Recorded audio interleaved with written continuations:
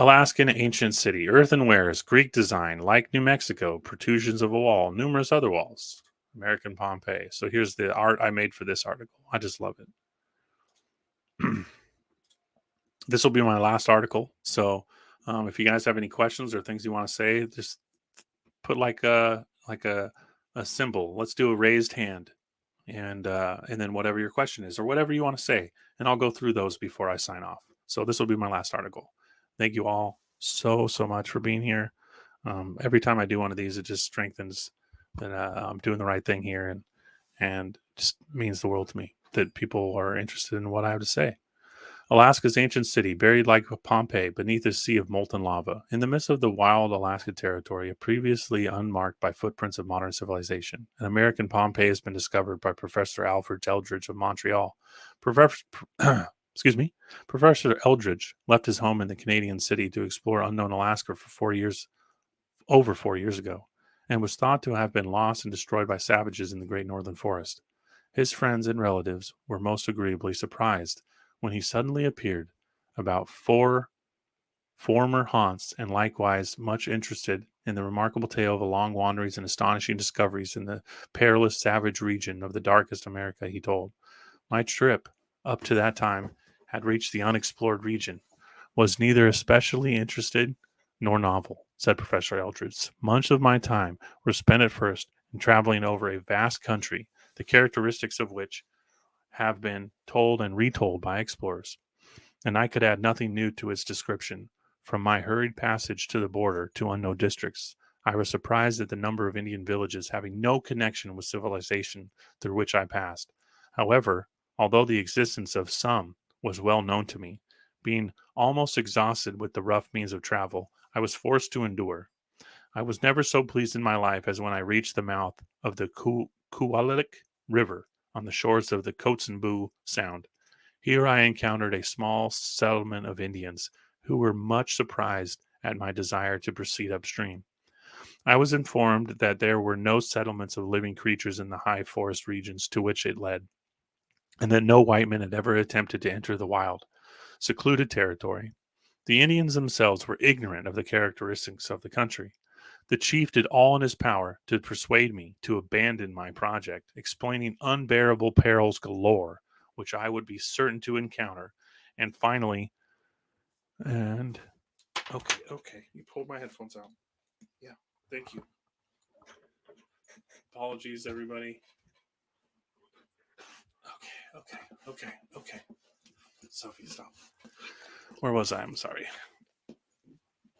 The chief did all he could to persuade me to abandon my projects, explaining unbearable perils galore, which I would be certain to encounter, and finally, finding my determination unshaken when he had finished, I was further acquainted with the horrible Indian superstition regarding the secluded land. Sorry. On the border of the little lake where I stopped, my attention was drawn to the spot. Sophie, come on. Thank you.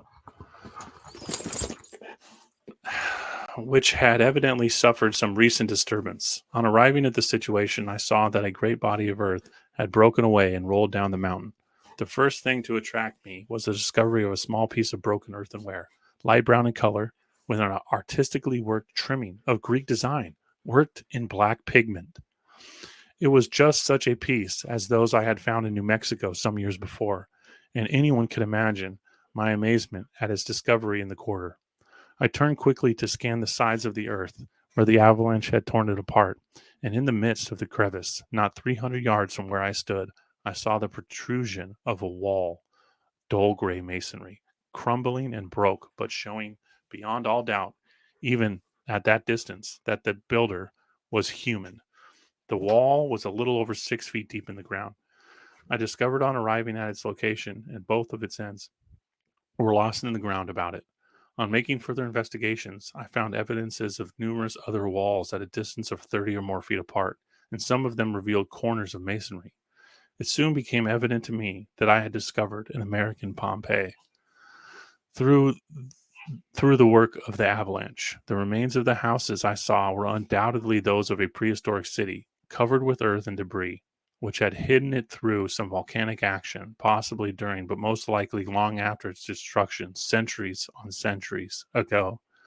The first wall I discovered, the one mostly covered, was 3 feet thick and of stone throughout, and others close by were even 5 feet in width. All of the masonry was beautiful symmetry, constructed of hewn sandstone blocks of an approximately even size, laid in strong mortar beds and with the joints broken.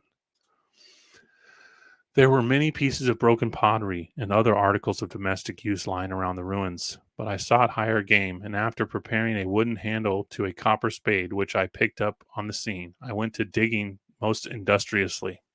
To my strongly mingled surprise and unexpectedly almost immediately, my antiquated spade unearthed a few more fragments of pottery, which seemed an ominous sign.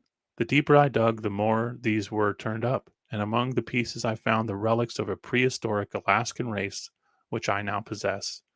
As I reached about 6 feet beneath the surface, in the hole which the avalanche had made, pots, vases, cups, plates, jugs, pipes, and numerous articles of doubtful use and too heavy to bring away with me were uncovered, with almost every thrust of the spade. I had perhaps dug directly into some long deceased resident's china closet.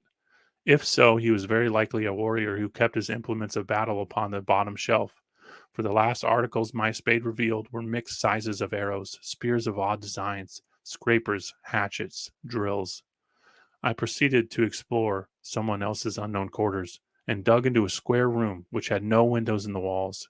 Here I found some of the finest specimens of pottery I have ever seen. They were beautifully decorated and finished in a way that is a lost art to modern potters. There were many exquisitely shaped jars, about 3 feet tall, and as perfectly preserved as the china just delivered from the hands of our 19th century potters.